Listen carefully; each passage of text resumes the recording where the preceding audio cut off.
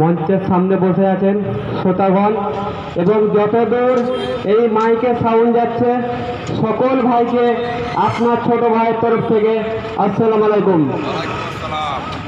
আজকে বর্তমান পরিস্থিতিতে বাংলাতে আমাদেরকে মিম করার জন্য কিসের জন্য আমাদেরকে তৈরি হতে হলো? আপনারা যদি দেখেন যে আসামে সেখানে সংখ্যালঘু মানুষের দল আছে, কেরালে আছে। আপনারা যদি দেখেন সাচ্চার কমিটি যে রিপোর্ট এসেছে 2011-তে, কেরালার সংখ্যালঘু মানুষ ভালো আছে, আসামের মানুষ ভালো আছে, আর আমাদের বাংলায় আমাদের 30% আবাদি হওয়ার পরে আমাদেরকে 34 বছর সিপিএমের পেছনে ছুটতে হয়েছে। বর্তমানে 10 বছর মমতা ব্যানার্জির পেছনে ছুটতে হচ্ছে। তারপরে আমরা যে জেলায় বাস করি 80 লাখ আবাদি, সেই জেলায় আজ অব্দি বিশ্ববিদ্যালয় নাই, আজ অব্দি একটা ভালো মেডিকেল হাসপাতাল নাই। আর একটা সবচেয়ে যত বড় সমস্যা, আমি একটা কথা বলি যে লকডাউনের আগেও আমাদেরকে মিম করার জন্য এই জেলার প্রশাসন গ্রেপ্তার করেছিল এবং 2.5 মাস জেলে রেখেছিল। আর এই ইসমাইলের বাড়ি থেকে আমাদের তুলে নিয়ে গেছিল, আমার বাড়ি বারালা, এখান থেকে তুলে নিয়ে গেছিল। আমি লালবাগ জেলে এবং জঙ্গিপুর জেলে ছিলাম। তো জেলের মধ্যে যেটা সবচেয়ে বড় জিনিস দেখলাম যে আমার চোখে পানি চলে আসতো, যে আমাদের ভাইদেরকে ঘর থেকে তুলে নিয়ে যে রাস্তা থেকে তুলে নিয়ে যে কাকে গাঁজার কেস, কাকে পানির কেস, কাকে মার্ডার কেস, জেলকে ভর্তি করে রেখেছে। আমি আপনাদের মাঝে বলে যাই, এমআইএম এই জেলা থেকে যদি আপনাদের ভালোবাসায় 4টা যদি এমএলএ জিতিয়ে আমাদের পার্লামেন্টে বসাতে পারেন, এই জেলার প্রশাসনের ক্ষমতা নাই যে আপনাদের সাধারণ ঘরের ছেলেকে ফাঁসাবে। এর নাম হলো এমআইএম। আজ আমাদের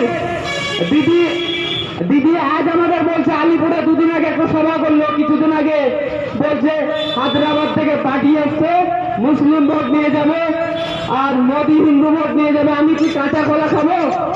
তো দিদিকে আমি একটা কথাই বলতে চাই, মুসলমান কি খাওয়ার দায়িত্ব নিয়েছে আপনাকে? আপনি দুর্গাপূজার প্যান্ডেলে 50,000 টাকা করে দিয়েছেন, আমাদের আপত্তি নয়, আপনি 1 লাখ টাকা দেন। কিন্তু তার আগে আপনার প্রশ্ন, আমাদের প্রশ্ন আপনার কাছে, মহরম কমিটিকে কত দিয়েছেন? ঈদগাহতে কত দিয়েছেন? আপনি বলবেন না? আজ আমাদের জেলায় সংখ্যালঘু বলে এই জেলাকে পেঁচে রাখা হয়েছে। আপনি জানেন সাচ্চার কমিটি রিপোর্টে এবং ভারতবর্ষে যে সার্ভে হয়েছে, সবচেয়ে গরিব জেলার নাম উঠেছে মুর্শিদাবাদ। কেন? এখানে আমরা 75% মানুষ বাস করে সংখ্যালঘু। আমাদেরকে কি করবে? আপনারা দেখেন না ভোটের টাইমে? আর একটা কথা, সাচ্চার কমিটিতে যে রিপোর্ট এনেছে, রাজনীতির হিংসার কারণে 55,000 লোক মারা গেছে। এর মধ্যে 45,000 আমাদের মুসলিম ভাই এবং 10,000 দলিত ভাই। আমাদেরকে দিদি খালি ব্যবহার করবে। ঝান্ডা লাগাবে কে? মুসলমান। মার খাবে কে? মুসলমান। আর যখন ইলেকশন আসবে এই মুসলমানকে বলির পাঁঠা করবে। আমরা বলে দিচ্ছি দিদি, আর এই মুসলমান বলির পাঠা হবে না। এবং আগামী দিনে ব্যারিস্টার আসাউদ্দিন ওয়াইসি সাহেবের হাতকে শক্তিশালী করে এই জেলাকে আমরা হায়দ্রাবাদ মডেল করব। এবং আমাদের যে তৃণমূলের কিছু কিছু ভাই বলছে মিম পার্টি ভোট কাটুয়া, বিজেপি আসলে মুসলমান মরে যাবে, দিদি আছে বলে মুসলমান আছে।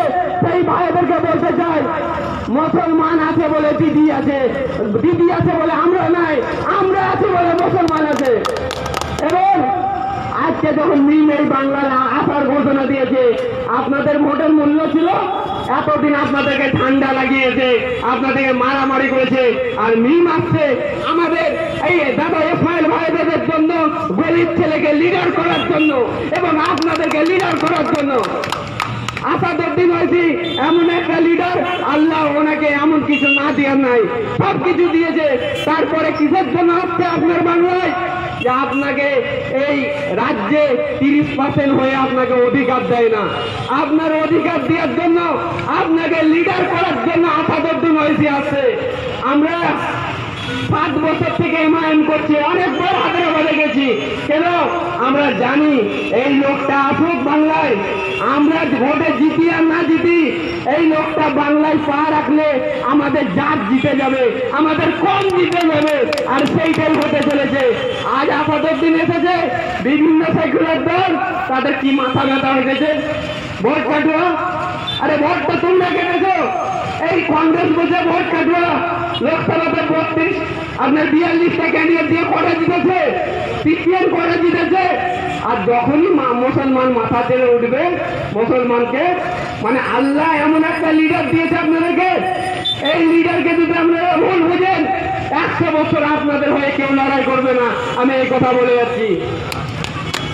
আসাদুদ্দিন ওয়াইসি সাহেব আজকে যেভাবে বিহারের মানুষ, আরে বিহারের ইলেকশন লড়লে এমআইএম, ওখানে আমি চ্যাম্পিয়নে ছিলাম, ওখানে কেউ বলছে না ভোট কাটুয়া এমআইএমকে, মহারাষ্ট্রে কেউ বলছে না। এই বাংলার কিছু তৃণমূলের কারা বলছে, যাদের কাঠমানির টাকায় সংসার চলে, সেই সব ক্যাডার গেলা আজকে আপনাদেরকে বলছে বিজেপির দালাল। মনে রাখো, যারা কাঠমানি খেয়ে রেখেছো, আগামী দিনে এই সৈনিকরা তোমার ঘরের সামনে গন্ডায় বসবে।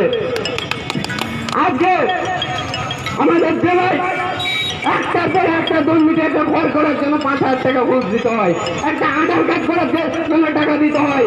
এই সব যারা দুর্নীতির নেতা আছে, আগামী দিনে আমাদের সৈনিকরা আপনাদের বিরুদ্ধে আন্দোলন করবে। সকল ভাইকে বলবো, সময় কম, আমরা দেশের সংবিধানকে মানি, আমরা আইনকে মানি।